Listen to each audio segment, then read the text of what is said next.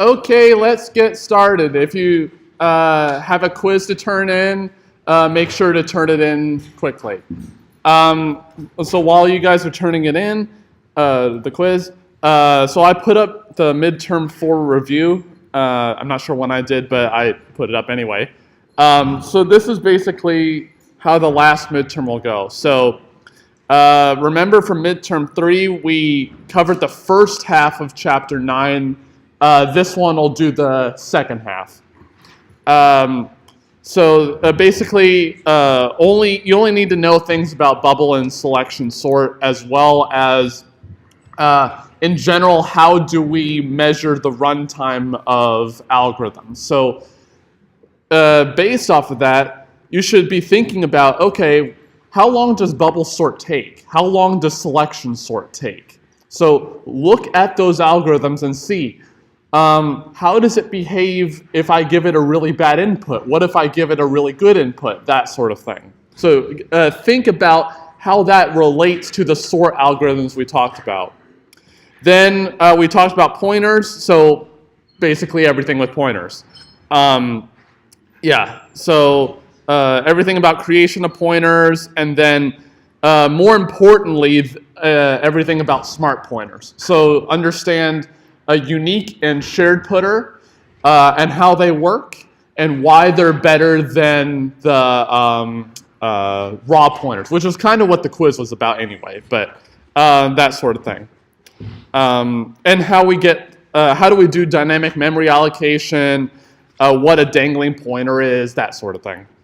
And then chapter 11, we basically went up to this far. So copy constructor, operator overloading, so assignment operator, that's the same thing. R value references we talked about last time, move constructor default, and then everything about predicates and then function objects to pass to algorithms. And I'll show you a quick example of that in a second. So whatever we get to today, I hope we get to all of this, but I'm doubtful, so we'll see how far we get. However far we get today is what will be tested on the test, I guess. And then I'll update this accordingly. And the good thing about the test is there's no programming at all on your part. So it'll be 10 multiple choice questions as before, no difference there. And 3 short answer questions. So we're kind of more onto the reasoning of what approach is best type of thing. You know how to program already. I don't really need to test you that anymore.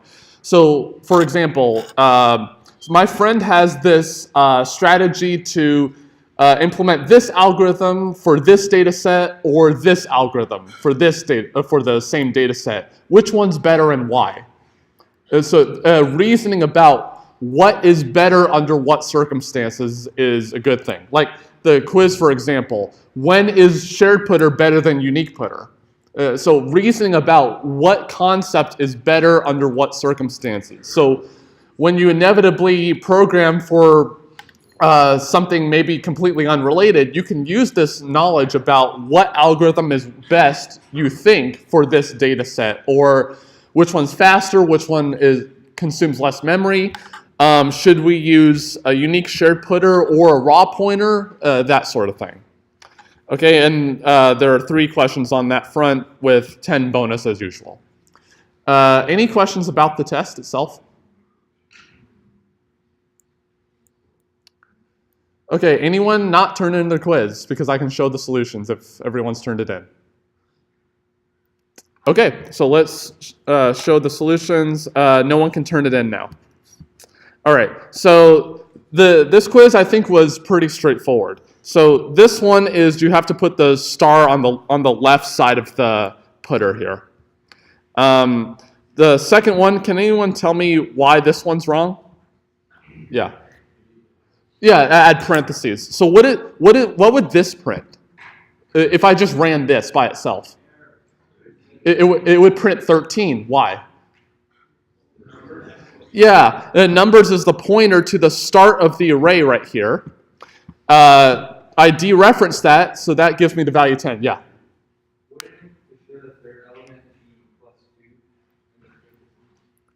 Oh, sorry. It should be, yeah, the third element would be, it'll print 40 is what we want it to print. The plus 3 here is move over 3 indices, so you're right, it would want to print 40, but what this actually prints is 13 because star numbers here just looks up the first address in the array, and then after it looks up the value right here, then it does a plus 3. But remember, pointer arithmetic, we want it to do the addition first, then the dereference. Yeah. Oh, yeah, it should. Yeah. So if you put like error because I screwed up or something, yeah, I'll give you credit for that too. Yeah. Of course, it has to be the same. Yeah. My mistake. Yeah, you're totally right. Okay. Can anyone tell me why this one's wrong? Yeah, I need the square bracket on delete because I'm deleting an array, not a single element. So that one's pretty straightforward. What about this one? Yeah. Yeah. So here I don't need an asterisk because I want to set the address to the pointer itself, not the memory location. Not the value at that place. So star pointer now, if I ran this, would contain, the value would contain the address of x, not the pointer itself. Yeah. Also not initialize x and star and put it in the same statement because they're technically two different variable types? No, you can in here. Yeah, because they're both ints. It's just the star is not a different type. So they're both integers, but it's just one is a pointer and one is not. So I would initialize these on different lines, but you're allowed to do that. Unless you ran it and then something happened. Yeah.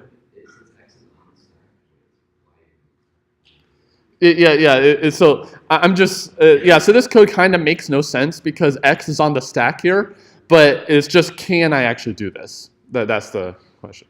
Can you do it the other way too, where star pointer is just equal to X? So that's a different meaning, but it makes more sense because then I'm copying the value of X into the value of where pointer is pointing to. So that would be a different thing, but it would still make sense. What it seems to me that this wants to do is have pointer point to X, and not necessarily like copy the value of where pointer actually is. But you're right, you could do that also.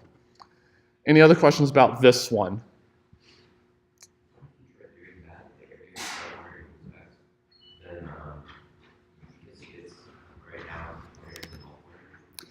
Good question. I actually, I just thought of that, yeah. Oops. So let's comment that out.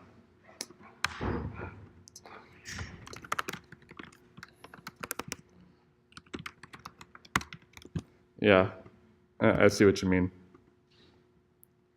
Come on, let's run. Oh yeah, because I didn't initialize X. Let's set it to 0. Okay, yeah, so this is just copying the value over into the value of what pointer is pointing to. Let's actually see out where pointer is actually pointing to, because I don't actually know. Oh yeah, because we didn't initialize pointer, so it could be pointing to not necessarily 0, which is no pointer. It could be pointing to anything, just like how an uninitialized variable can have any value. Same reasoning here. So yeah, so if we wanted to actually do something useful, we have to set it to like new int or some other address or something. Okay, yeah, so it's initializing the value of putter, not the actual pointer itself. What about this one? So what is a fix for this one? We need to put star on putter on the second line because we want it to point to a new int on the heap. Okay, so if I looked at this, let's do this. So this would technically work, but we want this.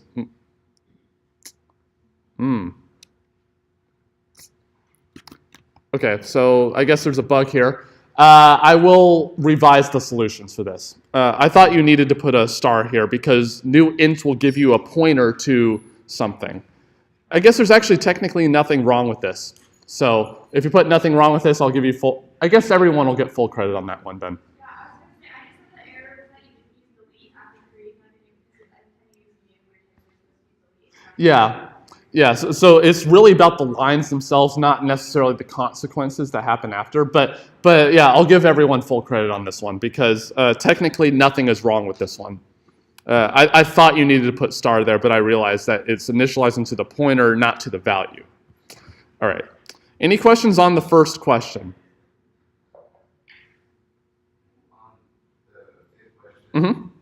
That's pretty much the same exact way they had it on the slides, but Yeah. you also had it written on the slides, that was like the wrong way that you should initialize it. No, the wrong way in terms of being able to manage memory yourself. There's nothing technically wrong with it, but it's just that it could cause so many problems later on because, as I've said, if you return from a function and you don't call delete, now you have a dangling pointer.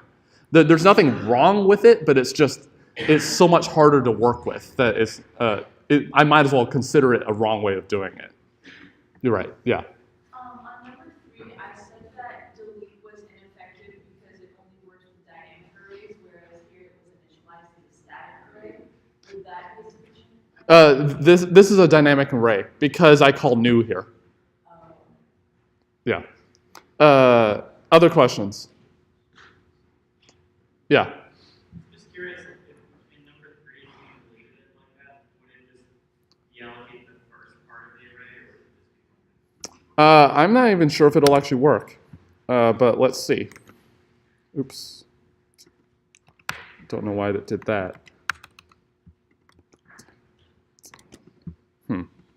Let's see. Okay, yeah. I think it's just that it deleted the first element necessary, and not everything else. Yeah, yeah. You can see out the contents of the layer. Yeah, I could. So let's do the second element. Let's see. Okay, so yeah, it didn't delete the second through end of the array, only the first one. Yeah. Putting my words in my own mouth. Okay, so this one's actually interesting. So calling delete on something doesn't necessarily change the value of where it is. It's just that you can't necessarily access it anymore. But I'm not sure why you can here. Pointers are strange. So I'll take a look into this. Yeah. But other questions about the quiz? The first part, yeah. So if your answer had to do with the fact that it still needs the memory there instead of Yeah, that could work here. Yeah, because it's technically not doing what it's supposed to. Yeah. Okay, so the second question: why would you use a smart pointer over a raw one? Because we don't have dangling pointers. That was pretty straightforward.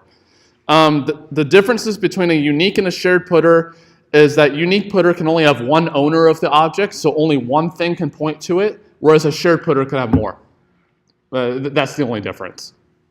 And then where unique putter is preferred to a shared putter and the other way, note that a shared putter can do everything a unique putter could. You could just say, okay, and be careful and say that a shared putter only has one owner of this thing, so it acts like a unique putter.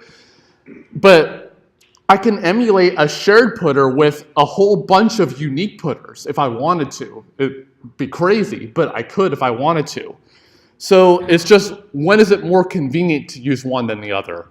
So, of course, there are many possible answers for this one, but the one I came up with was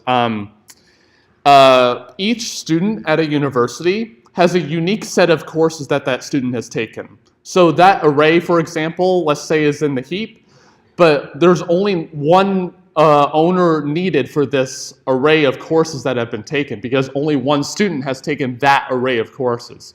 So that would be a case for unique putter over shared putter.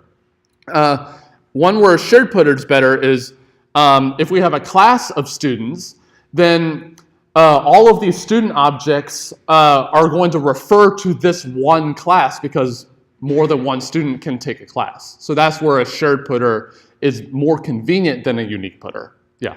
Can we limit the number of owners of a shared putter in a condition saying we can't have over this many? I don't know. That's a great question. Let's see. Putter maximum number of owners. Because I don't actually know. I guess there is. Yeah. So I guess there's this function called useCount. I guess that's like the number of owners of it. Yeah. So I guess you can. I didn't even know that. Even I learned something. Other questions about the quiz itself? Okay. So let's get back into the material. So I wanted to highlight, we talked about lambdas before. So someone came up to me after class, it's like, where do you use lambdas, and do you have to always return a bool from a lambda, that sort of thing. So most of the time you do return a bool because you use them as predicates most of the time. And so here is an example of that. So there's this function called COUNTIF in the standard library. So it might be nice to say, okay, I have all this data right here, and I want to count how many elements are positive, or are even, or are prime, for example, in this list of numbers. Well, we could initialize a count, then loop over all the elements, then increment the count if the condition's satisfied. But I can do this in one statement. So I can just say COUNTIF from the beginning of the vector to the end, and then I put this lambda right here, which is going to say, okay, I can take anything right here. We know that the array can only give us integers. So x is an integer, but it technically could take anything. And we return whether x is positive or not. So let's just say I have this array right here, which is 1, 2, -5, and 4. So how many elements are strictly larger than 0 here? 3. So if we run this, we should expect to get 3, and we do. So using algorithms in the standard library is a really good thing to do. So I invite you to look at the algorithm header and then start using lambdas as the predicate argument for some of them. So like, for example, one of them is like, if I have a whole bunch of elements and I want to see if all of them satisfy a condition, or if any of them satisfy a condition. So this is something that I use all the time. So you can use the all of or any of functions. So you say from the beginning to the end some condition, and it'll return to you true if all of the elements satisfy the condition and false otherwise. But there are other things. So I just showed you COUNTIF.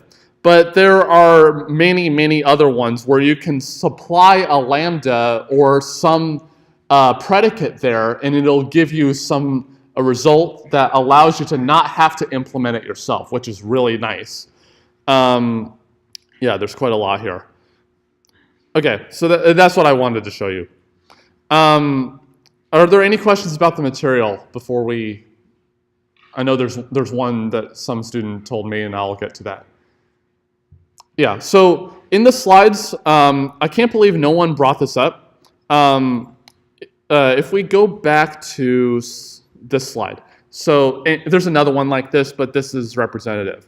What is this? Anyone know? So this is the assignment operator, and I'm overloading it, and I'm returning star this. But what is this? So let me give you an example. So suppose we had a class, let's make it CP class again, and then let's just say we had a public function, let's just say void f, and it takes an int x, and then privately we also have a variable called x. Okay, so the class has a private variable called x, and this function f takes an integer which we also called x. So if I say cout x right here, Which x is this referring to?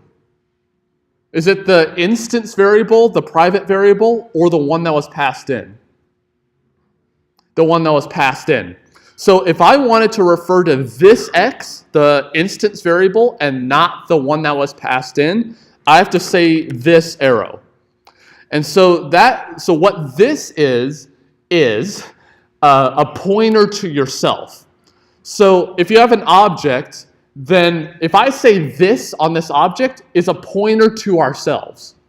And so when I say this arrow, basically what happens there is it looks up through a dereference of this pointer, which is ourselves. So, and then it looks up the value x in ourselves. So basically it's looking up the instance variable. So then if I wanted to refer to this x instead, then I just put normal x without this arrow. That's the only difference. So what if I then said, like the slide, star this? If this is a pointer to ourselves, what is star this? The value of ourselves, the actual objects of ourselves. Okay? It's getting very philosophical, but the value of ourselves. But basically, I can't print this for other reasons, but basically star this is the actual object itself, not the pointer. Okay? So remember, this points to ourselves, and star this is dereferencing that.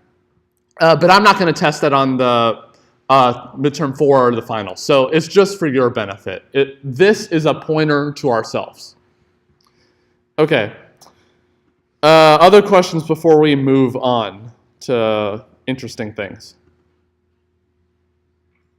Okay, so we talked about predicates and all that fun stuff last time. So we can pass them to like sort and then remove if they satisfy some condition. And then more generally, we talked about lambdas. So basically, these are just compact ways of writing a function object. So basically then I can say, I can make a lambda right here which says this lambda will take some variable x of any type at all, and then it'll return true if x is strictly bigger than 0 and false otherwise. So I can treat isPositive now like a normal function call. So I can say isPositive parentheses 5, for example, or on a user input. So I don't have to write a completely separate function here. I can just write a lambda, which is pretty cool. Okay, but another type of operator overload here, which is really cool, is the type conversion operator. So one thing that was kind of annoying about, say, strings and ints is that we can't convert an int to a string unless we call some function on it. Wouldn't it be really nice to say, I'm going to have a string on the left side, and I'm going to assign the number 5 to it? It will give us an error if I try to do that. But why would we care about this is so that we don't have to call a separate function to take this thing on the right side, convert it to the thing that we want to, and set it to the thing that we want to on the left side. So if I have this class here, let's just copy it over. And I'm going to comment out the int conversion operator. So if I want to say int, what do I call it? Int val x is equal to 10. And, okay, yeah. So I know why that doesn't work, but yeah, so let's just try something. Yeah, why does that work? Yeah, so the publishers didn't really look at this too carefully. So ignore what I'm about to type, and you don't have to know it. But so what we wanted this to show is that I can't assign an integer to an object, okay? So why did it work before? And whereas where I put this thing called explicit there, it doesn't work? basically what happens here is, if we go back to the one before, it sees, oh, you have a constructor that only takes an integer, then the thing on the right side is only an integer. I'm going to call that constructor for you. And so you don't have to implement anything else right here. I'm going to implicitly convert it for you. Whereas if I put the explicit here, that says you explicitly have to call the constructor. You can't have this implicit conversion. So, but if I uncomment this int conversion right here, okay, so I'm not sure why that doesn't work.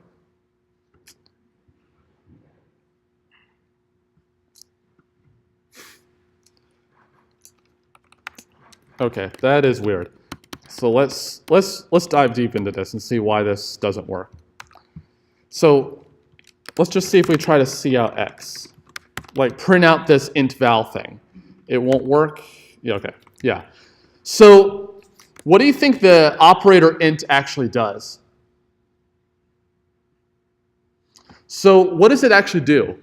It doesn't have to do anything with the construction of int val, of the object int val, but is rather how I use it, okay? So if I wanted to pass over x to some function, so let's just say that I have a function f which takes an int x.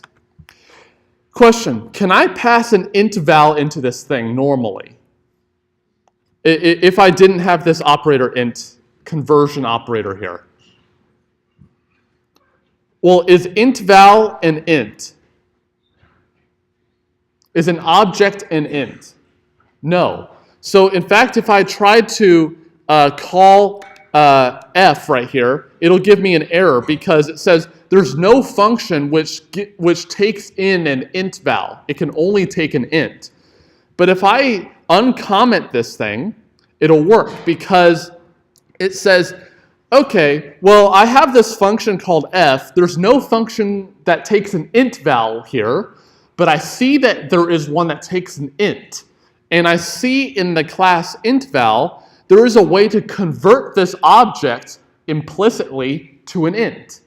So what happens here is when I call f right here, it'll convert the int val object right here into an int, okay, through this operator. So we can actually see this happening. So how do we see it happening?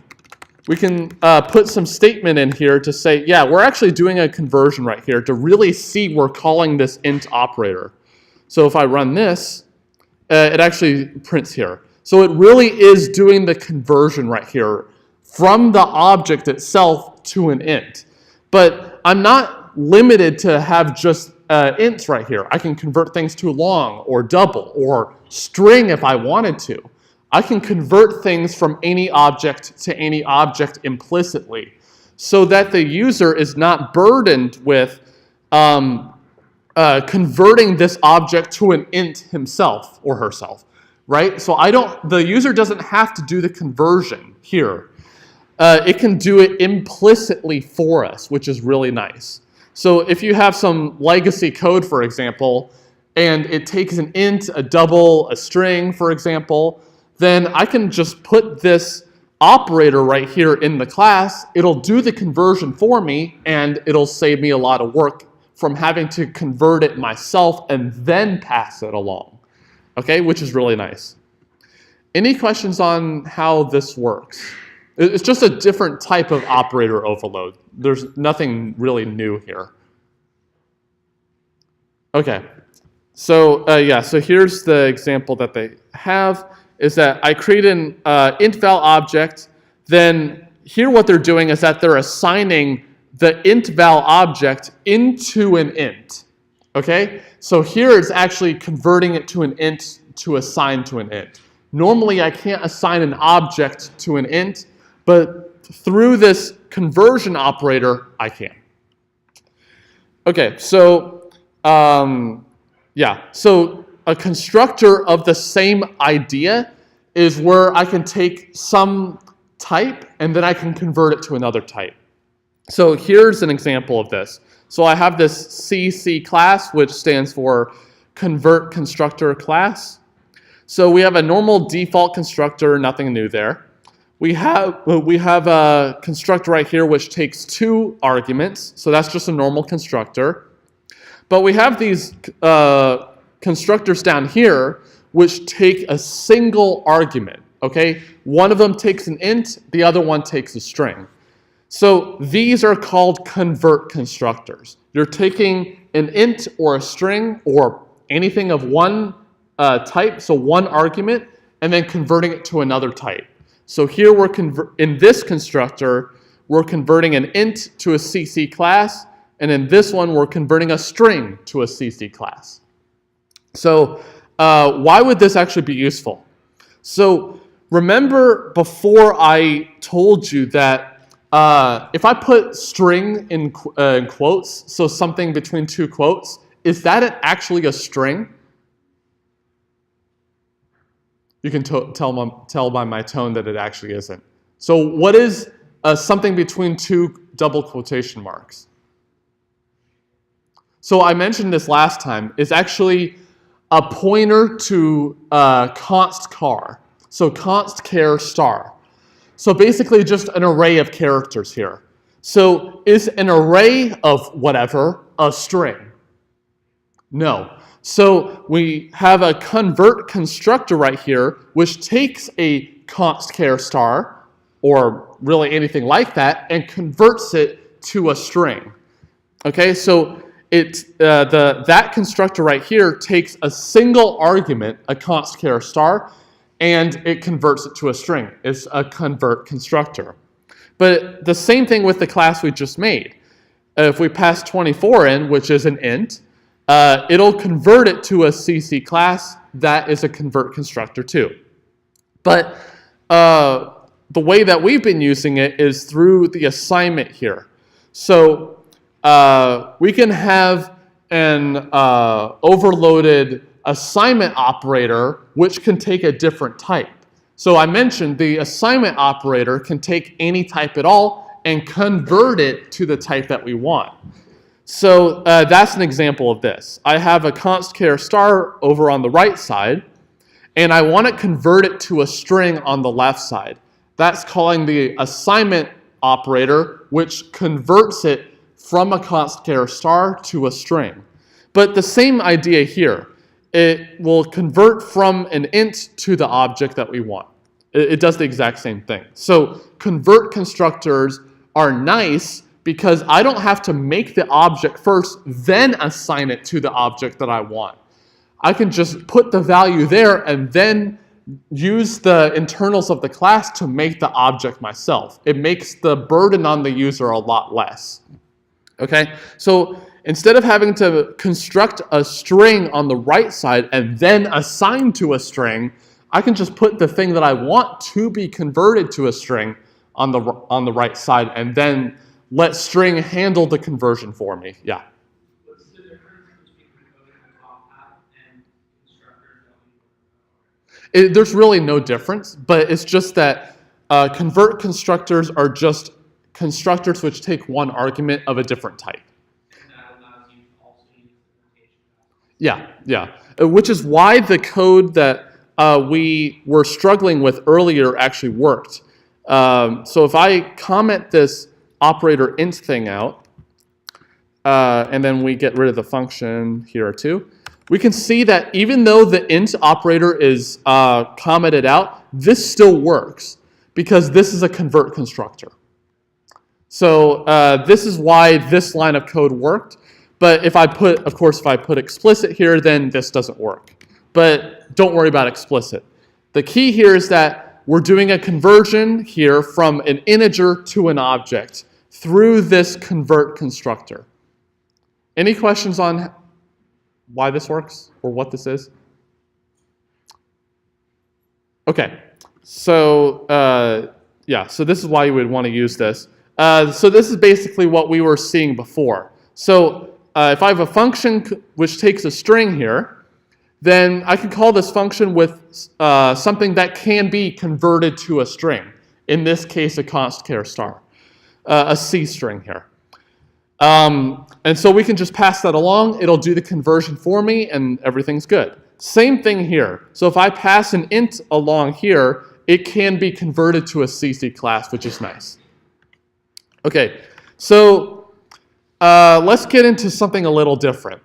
So these slides are about making classes actually useful, doing something that other programming languages don't have. So these convert constructors and overloaded operators, I don't think many other languages even have those things, which is a nice thing about C++.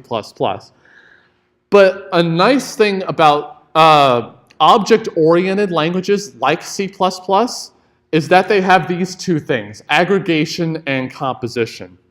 So what is this? Aggregation is when an object of some class completely owns an object of a different class. So for example, if we have a CC class like we just made, it owns an int. So that'd be an example of aggregation, okay?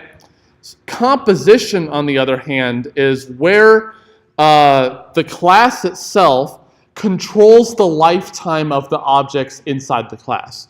So what is composition here? So for example, for vector, does vector on the internals of vector, does it do dynamic memory allocation? Well, what does it have on the back end? An integer array. Well, an array in general. So when it needs to allocate more memory, it does dynamic memory allocation. So when the vector exits scope, what do you think it should do to the dynamic memory it allocated? It should delete it, right? So when the vector exits scope, it has no need for this integer array to hold anymore. So what happens there, in the destructor, it calls delete on the array that it has. So that's what composition is. It's controlling the lifetime of the object. So here, when the vector is created, then we call new on this, this array that we have internally.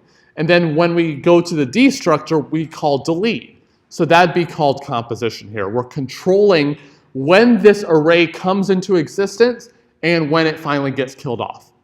Okay? So, but the real key here is this part, is trying to understand, okay, I'm trying to model this thing.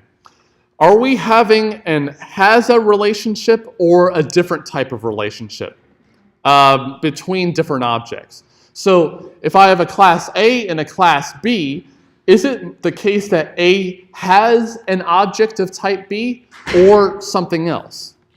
So here's an example of composition. So we have a student info object and it has a bunch of data, not really important. But we have a student object, for example, that contains a whole object of student info. Okay, so instead of having the student managing the first, last name, whatever of the student info object, the student object just handles the student info object all in one shot, which is really nice. Okay, but something a little unrelated, but it makes constructing objects a lot easier. So suppose we have this student info object, then what we could have, for example, is, let's say that this student info object has a constructor which takes two strings, the first name and the last name. And then maybe the last four are default initialized to something else. It's not really important what happens here. So, oh, there's a bug here. What we could have is something called a member initialization list. So what this is making constructors a lot easier to make. So this student constructor right here, which I said takes two strings right here, what we can say is, okay, I have this personal data object, this student info object being held by the student, then I'm going to construct it right here. So I'm going to pass along the first name and last name to this personal data object and let it do the construction of the student info object for me. I'm not going to do anything with regard to the student info object. It's just going to do all the work itself, and then it'll tell me when it's done, and then I can continue from there. So I'm forwarding this to a different constructor, the one for student info, so that I don't have to construct it myself. I don't have to say personal data dot set f name to be the one that was passed in, or dot set last name to be the one that was passed in. I can let the constructor for student info handle that work for me. So the way you do it is you declare the normal constructor here, you put a colon right here to start the member initialization list, and then you put anything you want to be initialized in that way right here. So in this case, we only have one thing, which is the personal data, and then we call the constructor here for it on the data that we pass in, which is the first name and last name. So why do you want to use this? Is that, first of all, the compiler can make this a lot faster because it can actually construct the object right where it needs to be. It doesn't have to do any copying. So, and we know copying is evil, constructing it right where it needs to be, which is pretty nice. But it's easier to actually do in terms of actually coding it. So I can actually just call the relevant constructor of the objects that I own to make it a lot easier to construct them. This point is not really that important unless you're doing something like dynamic memory allocation yourself. But if you are a person who's doing that, you're living on the edge. But if you're doing that, you should have the entries in the initialization list declared in the same order as you declared the variables for reasons we won't get into. But it's basically to clean up the memory when this object goes out of scope. But the more important point is that it makes constructors a lot easier to use. Okay, so I mentioned this example of pointers where you can have a has-a relationship with a pointer. So like, say a student object allocates a student info object on the heap, then it has that object also. So through a pointer, we're having that object through the pointer here. The good thing is that instead of having to declare it on the stack right here, allocate it on the stack in the object, if I declare it on the heap, then the object itself becomes smaller because all it has is a pointer to this object, to the student info object in this case. So having a pointer in this case makes the code a lot smaller, which is useful in some circumstances. So an example of this is where if you have multiple objects which have the same data, then there's no point of re-declaring it in every student object that you have. So if, for example, all of the students in some class have the same zip code, then there's no point of reallocating that space in each separate object. Then what we can do is put it all onto the heap and then have every student object point to the same location. So it saves some space there. Because if I just don't do that and put it in every single object, then it's going to be duplicated every time. So pointers are useful for that circumstance. Yeah, so aggregation is about how do you own some objects, and how do you, and also the relationship between objects. So this has a relationship. But composition is about managing the lifetime of the object yourself. So this is what I said before, is when the owned object is created when you call the constructor, and it's destroyed when you call the destructor. So when you call new on something, you should call delete on it in the destructor, as I said before. But this is where a different type of relationship happens with regard to classes. So, for example, suppose that we wanted to make an object for each type of employee at ASU. So what we would want is, okay, we could make a generic ASU employee object, then we can make a ASU professor object, ASU instructor object, ASU research scientist, research faculty object. We could make all of those, right? But do you think there's a lot of duplication that happens? So like, for example, the code itself, I mean, not the data, the code itself. So maybe we have some code to set the ID of an ASU employee. Well, we should have that same code for an instructor, a professor, faculty, research scientist, whatever. All of them should be able to set the ID, right? So if I have a set ID for each one of those classes, that makes it a lot harder to be able to manage. For example, if I need to change one of them to do something else on the back end, don't I have to change it in every other location where I have a set ID function? It's not a rhetorical question. Yeah, I would have to change that in every single one of those places. Could I, in principle, do that? Yeah, but do we want to? No, because you might actually forget, as you've seen throughout this class. I forget sometimes to update some code in some other place. So that's where inheritance is really, really helpful. So the upshot of all of inheritance, so some students have trouble understanding inheritance sometimes. So if you want a one-sentence summary of what inheritance actually is, it is to reduce code duplication among classes. So it's reducing the amount of code that is shared between classes. So remember the aggregation relationship. What type of relationship was that? Did we call it? It was a what relationship? Has a relationship. Inheritance is a relationship. Okay? So something is a something else. It's like an ASU professor is an ASU employee. A sophomore student is an ASU student. A grad student is an ASU student. Okay? So it's an is a relationship here, not a has a relationship. Okay? Yeah, so it is a relationship. So the way that we do this is, so this is how we do it. So we have this base class, as it's called. So think of base as ASU employee. Okay? So ASU employee is the base class.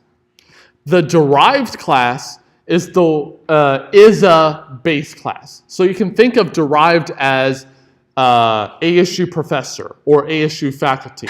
So an ASU faculty is an ASU employee. ASU professor is an ASU employee. So in fact, if we copy this code in, and we can actually see this in action.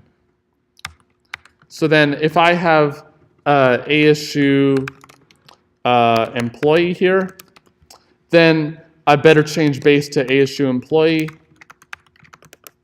And then I change derived to say ASU professor. I'll change it to prof to make it easy. Then I could have another one, for example, which is ASU research scientist, for example. So what this has is, you may be wondering what this public has to do with it. But basically what happens is anything that's public in the ASU employee class is, with regard to like functions and other stuff, is copied automatically for you into the derived classes. So if I have a public function here, let's just say f, for example, just an arbitrary function, then ASU prof and this class down here automatically have the function f. So I don't have to retype that function. But then you may be wondering, okay, well, what if I wanted f to do something else in the ASU prof class? Okay, so that's something that we'll talk about next time. So are there any last minute questions before we go? Yeah. It has a different meaning here. Yeah. So no class Monday, it's Veterans Day. So no class Monday.